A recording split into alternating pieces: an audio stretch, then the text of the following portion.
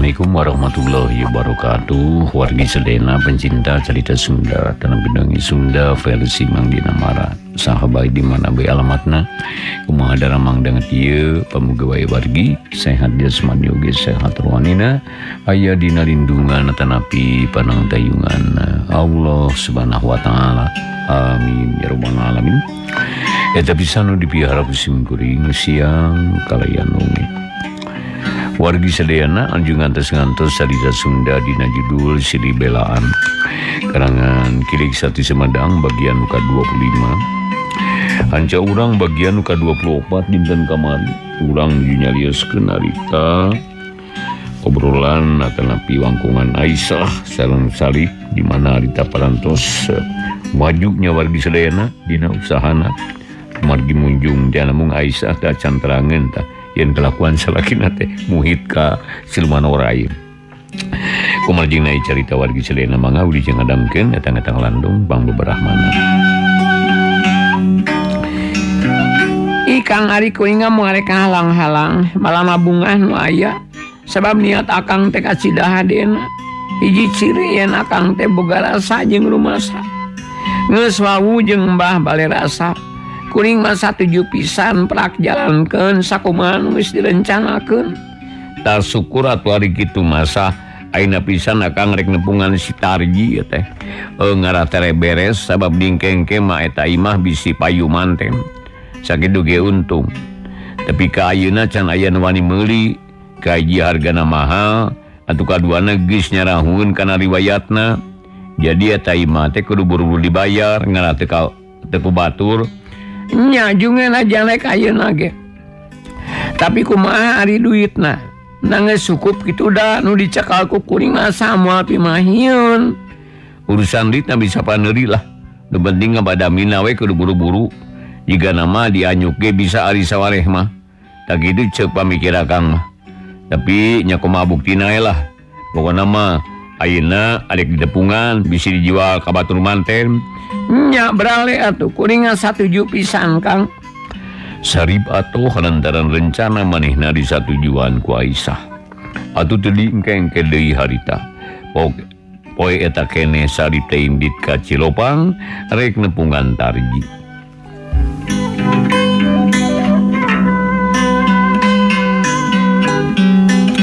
Kabeneran nu ditepungan anak aya di imah atuh teh hese badami bisa tereh-tereh parap. Mimitina mah Tarji teh teu mikeun basana moal dijual lantaran butuh keur anakna. Tapi Sarip terus ngadongsok bari disingsieunan ku rupa-rupa rencana. Akhirna Tarji eleh pok nyarita. Nya ari keukeuh jeung keukeuh mah prek wae. Ngan hargana kapaksa rek ditaekeun. Dabungan maneh nu keukeuh. Kop imah jeung tanahna beuli. Tapi hargana kudu 300.000. Cek Tarji maksudna masangkan eta barang teu kabeli ku Sarip dan nyangkana kahidupan Sarip teh tetep cara bareto. Teu nanaon Kang, sakitu ge ku kuring rek diberi ngan wayana duitna moal dilunasan ayeuna. Paling ge setengahna keur tanah jadi. Sarip atohun kituna bari ngodoksaku ku siwal ngabijulkeun duit mani matak. Terus dihitung apik pisan kabehna aya 150.000. Bru ditambrukeun dina meja hareupeun Tarji. Atuh sajongjongan mah Tarji teh colohok. Asa teu percaya kana tetempoanana, tapi lila-lila mapok nyarita. Nya teu naon ditarima ieu duit ku akang, tapi iraha sawarena dieu. Kade ulah leuwih ti sabulan. Mun leuwih ti sabulan wayahna ku ditambahan 10.000. Akang mah kalakuan teh anger wae. Mani eueuh euih-euihna. Natan seubuh ngarentenkeun teh Kang. Cik atuh make kira-kira saeutik. Eta mah geus meunang ngira-ngira. Sakitu sote peda ka Sarip. Da kanulian mah sakitu. Nya teu naon lah. Kuring tarima kana aturan akang kitu. Tapi lamun kuring bisa mayar kurang di sabulan, potong 10.000. Kitu ceuk Sarip teh eleh omong. Ayeuna mah nyaritana tara parangkat purungkut sabab geus boga gunung pananggihan teh. Satuju lah. Mun salame sabulan geus bukti pekelah potong 10.000 kapalang teuing. Tarji tetep sombong, manehna boga kene anggapan yen Sarip moal kuatin ngabuktikeun duit sakitu kurang ti sabulan.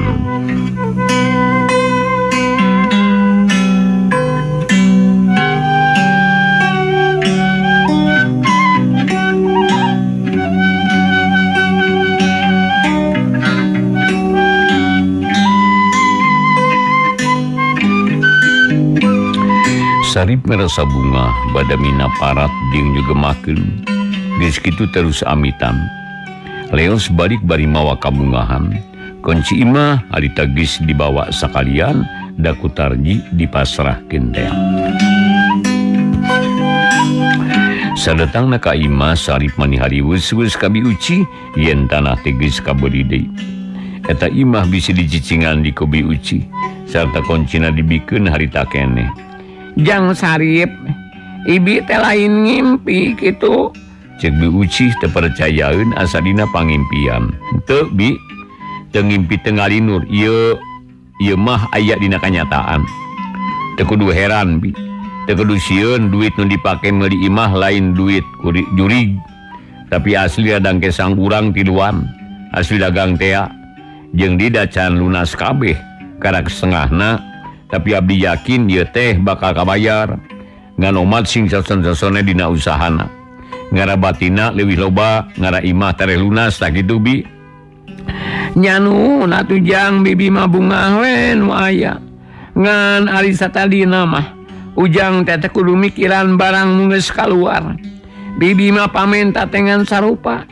Ampihan we bibi nepi ka paeh. Da bibi teh geus teu sanak teu kadang. Boga anak hiji apaan kala leungit teu puguh ka mana losna. Tangan sakitu pamenta bibi majang. Ih Bi kade ulah salah tarima it. Jeung deui ulah salah harti kuring mah nebus deui imah jeung tanah teh lain rek nyingkahkeun bibi ti dieu. Dari urusan pake jeung dahar mah tetep urang babarengan. Teu kitu ge ieu usaha teh apan meunang ngararatah bibi. Ieu mah keur nambah nama banda, malah mun perlu mah imahna orang omean. Beperiheun bareto keur susah hayang omean golodo ge hese. Jika tori ayeuna malah geus beunta urang bebenah we. Kitu ceuk Sarip harita dari anakar manehna bener-bener hayang merenahkeun Bi Uci. Jadi kawas kaindung pribadi baik. Sabab manehna asa kahutangan budi ku Mansur kitu deui ku jinisna nu memang geus karasa bumelahna.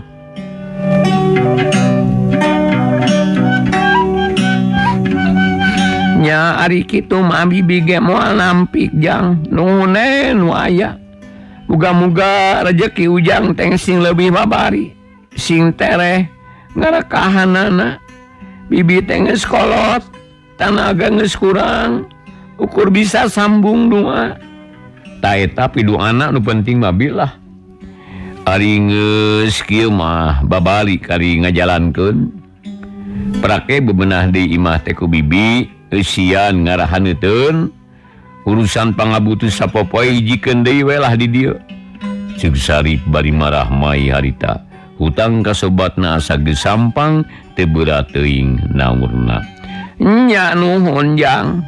Keun urang eusian. Bi Uci dumareuda tina awahing ku bunga. Harita kene mawa kunci rek nempo imahna nu kapimilik deui.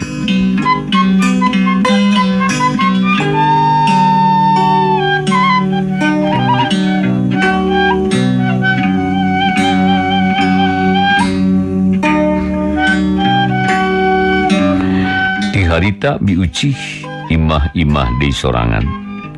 Bebetah di imahna nu heubeul ngan ayeuna mah dina urusan dahar jeung pake ditangkes ku Sarip. Sabab ngeunaan usaha Sarip ayeuna teu leupas tina jasa Bi Uci anu boga jasa dina ngaratahna.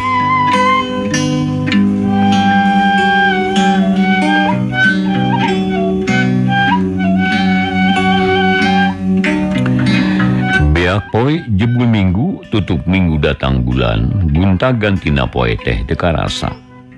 Bakat ku betah cicing di dunya. Kitu deui nu karasa ku Sarip. Ayeuna mah di dunya teh teu pati kawas bare teu pait kawas bareto. asa genah tumaninah cenah da puguh harta sagala aya henteu aya kakurangan malah mah jigana teges ngalewihan tina banda tarji ayeuna mah.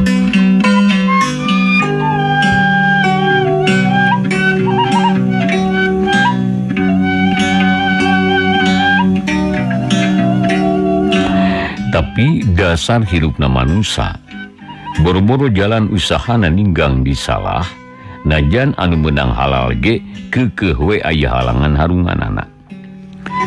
Kitu deui nu kaalaman ku Sarip dina hiji poe mah bet aya bibit panyakit anu ngagoda kana katangtreman hirupna ngan ieu mah lain ti luar tapi ti pihak Aisyah nu ngarasa heran ku pamolah salakina.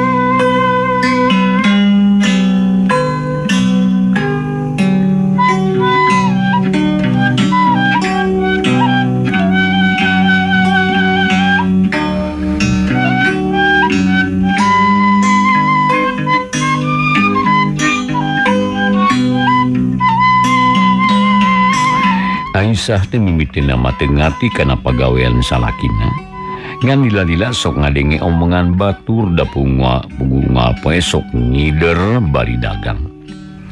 Kasari teh loba menyebutkeun munjung cenah lantaran ngaburingkalna harita hartana sasat gancang pisan. Batur ge loba nu dagang nilitikan cara manehna tapi dina majuna teh jauh pisan bedana jeung Sarip. Takayan kieu matak panas kana hate Aisyah lantaran salakina loba nu nyangka munjung padahal manehna sorangan milu capek dina ngajalankeun usahana. Ngan Aisyah teh lila-lila mah hampir percaya kana omongan jalma loba sabab unggal malam Salasa jeung Jumaah kebiasaan Sarip terobah malah ayeuna mah leuwih getol sarta kamarna tarbenang katincak ku jalma diam.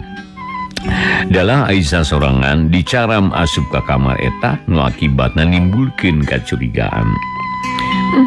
Aya we hirup teh. Kucukupna harta aya we omongkeun teh. Nanya salaki aing teh munjung kitu. Asa pamoalan da Kang Sarip teh sakitu bageurna. Satia jeung satuhu ka aing. Tapi kumaha mun omongan batur bener? Sebab mungal malam Salasa jeung Jumaah sok ngaringkep maneh di kamar sosoranganan. Nah ieu naon cenah eta teh. Cik Aisyah dina hiji mangsa nu akhirna kapanasaran teh nimbulkeun kacurigaan banget. Tungtungna dina hiji poe sabada dagang teh Aisyah indit nepungan ka Aki Cakra.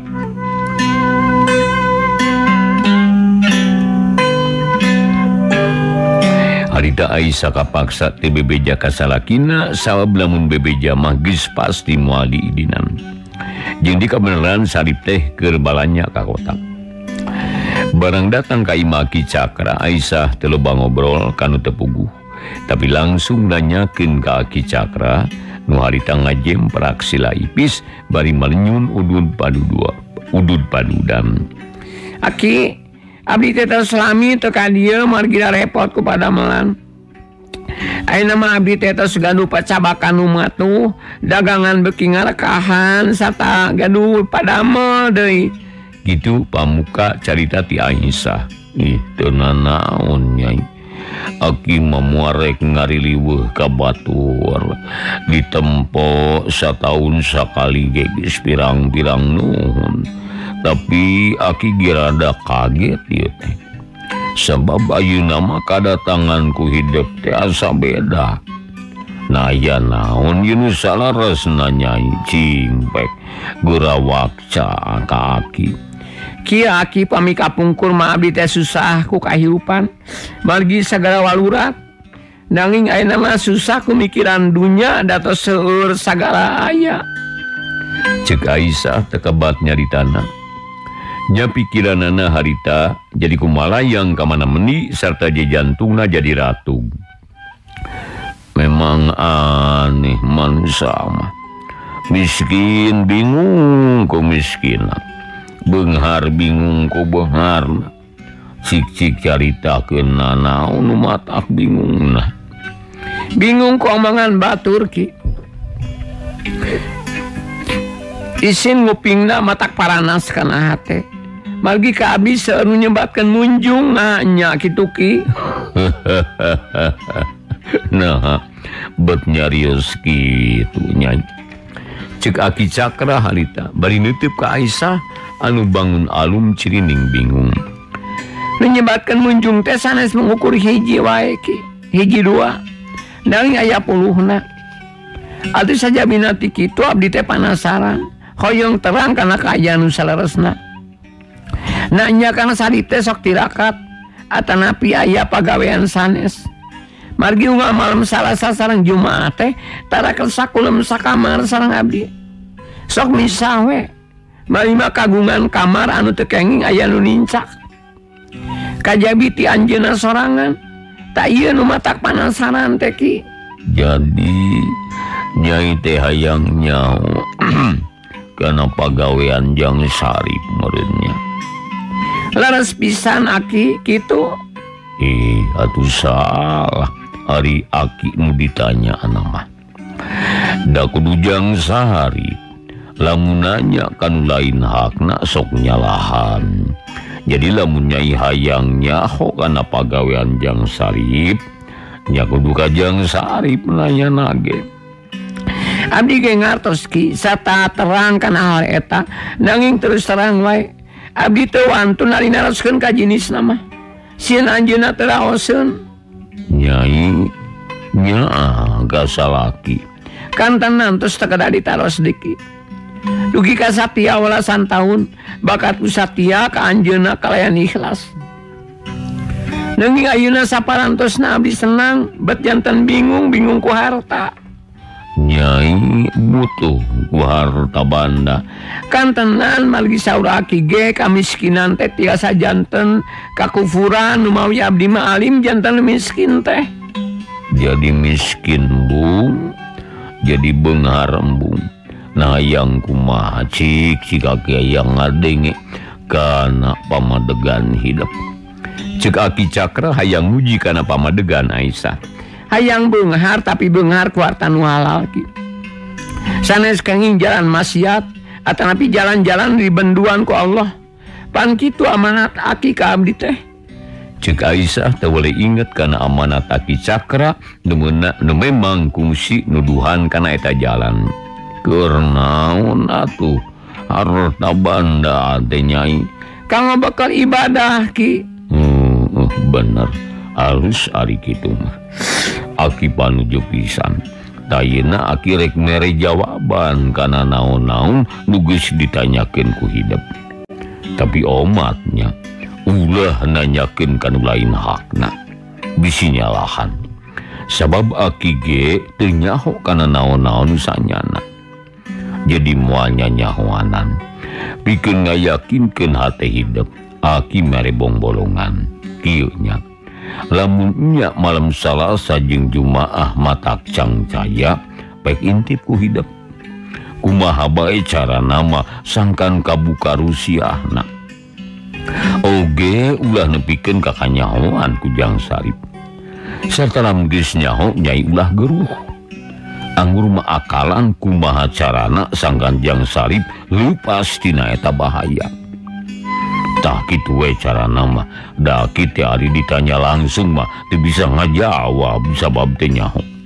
Sakitu tah Nyai.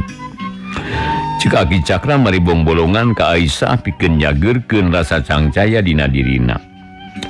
Abdi nampi kana piwejang ti Aki hatur nuhun pami kitu mah. Nanging muikeun sesakan tenan mapalin cara-cara nu sae supados aya dina kasalamatan kada kumaha perak-perakanana Aki. Nya kumaha we atuh rek ditong ti luar pe rek diintip tina para-parah ngan kade sing bener niatna. Ulah boga niat nu lain-lain kudu diniatan rek ngajentrekeun kayakinan. Nya tapi kenuju kana jalan anu bener. Jeung di kade mihape ulah aya rasa cucug gasalaki. Bisi matak ngaganggu kana rumah tangga.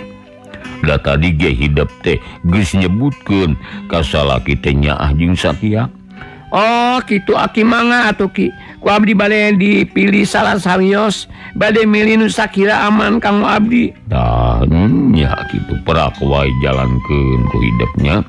Kade sing hati-hati bisi aya itu ieu engkena. Hatur nuhun Ki, tayna abdi bade amit cekap sakitu maksad abdi kanggo dinten ieu. Upami ayeuna naon abdi bade nepangan deui. Margi mung aki mungka aki kawantun abdi. Kanu sanes manteu Ki. Jol-jol lerek datang. Iraha-iraha aki mah salse tara mindeng indit-inditan jauh. Nyagis karuhan kitu mah Aisyah teh amitan terus balik ka imahna. Hatena ngarasa bunga lantaran geus boga pituduh nu pasti anu bisa ngajentrekeun kana kacangcayaan hatena. Barang datang ka imah kasampak teh Sarip geus datang ngabaheuhai dina kursi. Bari ngageberan dada kududukui manehna capek karak datang tas balanya. Tas di mana sah? Pokna bari ngareret. Wangsul ti Cemami ngabantun ladang dagangan nu kamari. Hasil Sarip nanya deui paromana marah main. Hasil da kari ngabantun. Cenah Aisyah kapaksa ngabohong teu wani nyebutkeun saanyana. Bus kapawon kasampak teh biucih keur ngaguar balanjaan mani numpuk sagala aya. Poe eta Aisyah teu bisa tentrem hatena asa aya anu mudag-mudag. Jeung dia hayang buru-buru manggi Senen, hayang ngintip salakina nu sok nyepi di kamar panyepen.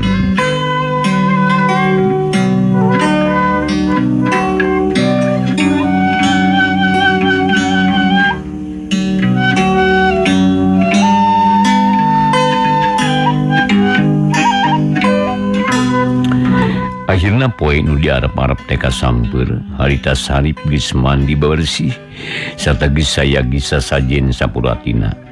Sabab geus matuh unggal poe Kemis jeung Senen sok nyieun sasajen. Malah mah Aisyah ge sok mantuan nyayagikeun. Ari Aisyah poe eta teh mani teu geunah cicing. Digawe ge mindeng ngahuleng. Malah mah basa keur ngeuretan bawang cerukna kakeureut saeutik. Atur waseun Aisyah teh. Barang repeting Sarip asup ka kamar panyepen. Ari Aisyah naik kapara manehna ketayep limpang ngalaunan. Dongko bari kumarimbing. Sabab sieun ti poros jeung sieun kadengeun ku salakina nu keur tilakat. Muga-muga sing lancar. Ulah aya itu ieu. Rusiah Kang Sarip. Kudu kanyahuan ayeuna. Sabab lamun teu aing bakal gering pikir salilana. Mikiran omongan tatangga. Kitu geundeus teh Aisyah bari regeureun sabab geus aya luhureun kamar Sarip.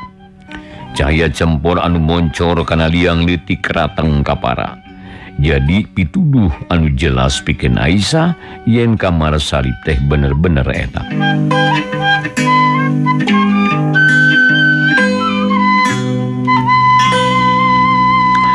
Aisyah naong kahandap beri Sarip keur ngajemprak nyang haripan sasajen. Hasib menyan manimulak bauna parat nepi ka para. Sajungjungan mah Aisyah teh malohok bae nitenan laku lampah salakina. Nya keur naon sasajen teh nu saenyana. Jeung inaha di kamar mandi bersih, bilikna dilapis ku lamak bodas. Paingan tara katampo mun aing noong. Dan geuning mah ibuni. Tapi ayeuna mah aing teh sidik moal burung kanyahoan ayeuna mah. Nah hanyeun naon ari Kang Sarip. Gitu geundeus hate Aisyah bari tetep molohok ka handap.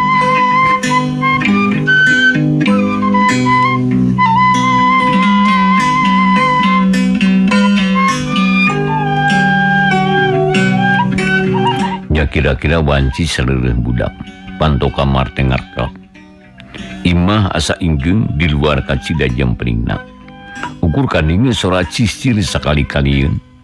Harita Aisyah curinghak sabab imah teh asa aya anu ngendek-ngendek pating narekot. Aih, na aya naon ieu teh? Na aya lini kitu. Aisyah nguntang kana kai, jajantungna ngadadak jadi ratu sok sieun nyaan aya lini. Tapi kasieun ngadadak leungit. Lantaran ti kamar aya sora anu ngagrep. Aisyah buru-buru noong di barang beres colohok mata simeuteun. Nempo orai buntet sagede tangkal jame. Ngalogodor abus tina pantok. Bulu punduk Aisyah meninggal wid jantung ratug karena beungeut pating sariak sakujur awak ngagetar. Ya Allah, nah geuning bet aya orai. Mun kitu mah omongan batur teh bener. Kang Sari teh munjung ka orai. Duh Gusti, nabat kitu salaki aing teh. Aisyah ngajerit jereng ati, sedih nempo kalakuan Sarip anu muhit ka siluman orai.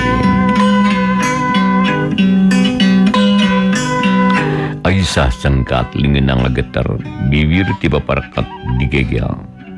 Sabab bungkongang mah hayang ngagebah kanu keur aya di kamar, tapi kapanasaran timbul deui Aisyah noong cara tadi. Breh katempo kalayan jelas si orai teh haloho kana sasajen ditengowan hiji-hiji. Bala supaheun mah disantokan. Tapi diutahkeun deui. Geus kitu logodor ka pojok kamar, huluna ulang ileung, awakna ngarengkuk di tengah kamar teu jauh ti Sarip. Ti harita teu kading aya sorang. Atuh Sarip teu ngomong, orai mah puguheun teu kadengenan naon ku Aisyah, padahal harita teh Sarip keur gunem catur jeung orai sakumaha biasana. Panungtunganana orai teh ngaburingka terus naik kana kasur, uluna ulang ileung kawas tadi letahna lel-lelan, harita Sarip nuturkeun goledag sare di ringkukan orai. Aisyah hampir ngajerit ngan untung bisa katahan. Dadana karasa nyeri, ambekan engap, sakujur awak ngeleper. Terus maksakeun nyingkah tidinya, turun kalayan ati-ati ampir-ampiran rag-rag kana palupuh.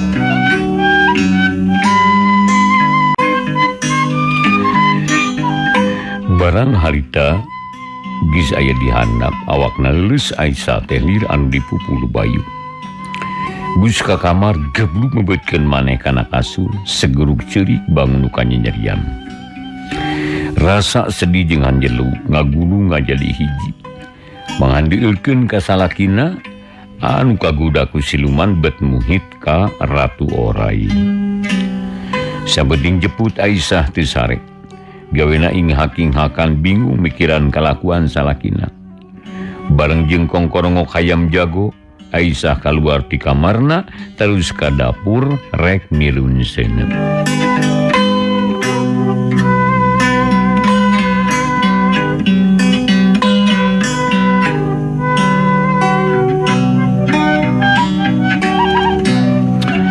Nyai geus nyaring cenah biuci harita ti luar manehna geus sudang sarta muru ka dapur rek ngajalankeun tugasna.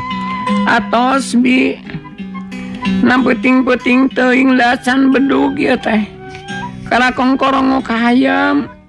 Ceuk Aisyah bari mukakeun panto, bus biuci ka jarogek diuk dina bang barung jiga anu lulungu keneh.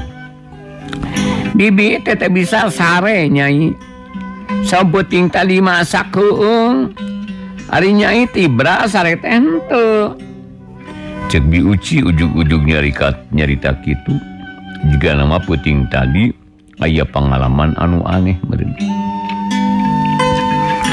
Ari bibi kuring teh lain ngalelewe bi. Ugumani asa lila peuting teh. Hayang geura isu, hayang geura beurang. Nu matak waya kieu teh geus ka dapur bari sakalian si Duru. Mangih naon ari nyai? Biuci panasaran, sedengkeun ditanya luak liuk sieun kanyahoan ku anu sejen. Di situ pok nyarita. Peuting tadi teh asa aya nu ngeuneuk-ngeuneuk imah bi. Mata keung jeung keuman sapeuting teu bisa sare. Inget we kana eta kajadian. Malah mah ayeuna ge asa katempo wae. Nah aya naon nyai? Bibi mah ngadenge orai disada di bibir imah. Terus saya nusahe ngaheang kawas tatapakan mata ginggiapeun keung peting tadi mah Nyai. Nu bener bi. Aisyah curing hak harita. Jajan tumuratu hati geus teu sabar. Hayang ngabijakeun papanggihanana ngan ingatkan amanat Aki Cakra. Yen teu meunang loba omong kanulian malaka sarip oge ulah cenah. Nyai, bibi mau ngabohong kan Nyai. Sabab sarua jeung ngabohong ka diri pribadi. Pokona mah bibi teh jadi curiga. Sok sieun aya ora siluman ulah aloho ka dieu ieu punduk meringkak deui geuning. Cek bi uci nu sapundukna beungeutna beureum deui. Aisyah teu nembalan manehna ngarasa heran nabet aya kajadian kitu. Naon hubunganana jeung ngalampahan manehna peuting tadi. Tapi ku Aisyah teu pati dipikiran terus ngasurkeun seuneu bari nyarita. Jigana peuting tadi teh aya siluman nu ngaliwat. Da buktina kuring jeung bibi sarua ngarasa sieun. Sarta teu bisa sare. Keneh urang tarekahan sangkan ka imah urang ulah di deketan ku nu kitu bi. Tah bener Nyai akalan kadinya. Dan Nyai masuk rajin ngaji getol salat kumaha we carana ngaras siluman sieunun. Muhun bi. Ari sampun nu ti Kang Sahim aya keneh bi. Aisyah mengkolkeun obrolan ngarah ti kapanjangan nyaritakeun ka sieun nu kaalaman peuting. Aya Nyai tu dina dingkul nu gede. Tapi keneh ulah waka dipigawe ku Nyai. Urang nita barudak isukan. Engke babubeurang ayeuna mah bantuan ngagoreng pisang bisa kaberangan. Hayu atuh bi. Dan nyarek ngabantuan kuring teh kudu isuk keneh ngaraleuwih payu da di palung Ceidas mah sok leban nu balik ti pasar geuning. Nya satuluyna Aisyah jeung Bi Uci digarawe sakumaha biasana. Kayan beuki nyedek ka subuh bae harita. Nya akhirna kadenge bedug subuh di langit sarta disusul ku solat nu adzan. Aisyah nyelang heula ka cai rek salat subuh diteruskeun ku wiridan dan neda ka Allah minta tulung pikeun nyingkahkeun siluman nu sok nganjang ka salakina.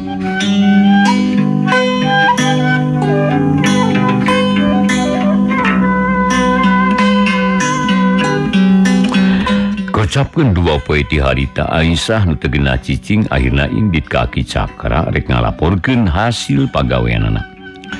Barang datang kanu dituju Aki Cakra kawas geus ngadagoan harita teh keur ngajemprak sila ipis bari udud. Jeung saha ka dieu Nyai? Abdi Eki dan tegadu rencang. Nyakeun bae sorangan ge. Ngarah laluasa dina nyaritana. Tapi kumaha Dijang Sarip calageur di ditu. Barakah ki sadayana nuju saha. Nuju ngadalamel oge jag-jag taya nu mata kuciwa. Pada melan lancar icala nuju haneut. Mung eta we sarupi perkawisan nu ti payun teh Aki. Cik Aisyah geus teu sabar hayang geura buru lapor ka Aki Cakra. Nah kumaha Nyai?